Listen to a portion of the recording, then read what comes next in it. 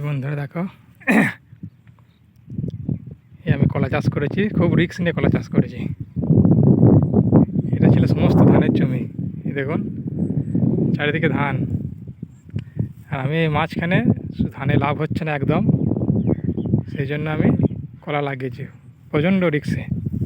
এখন মাঝখান থেকে গর্ত কেটেছি 6 ফুট 7 ফুট করে, এবং 7 ফুটে 10 ফুট করে একটা বার বেঁধেছি।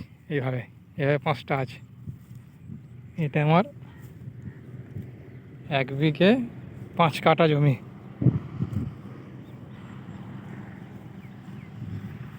এই দেখুন, আর এই কলার লাইন।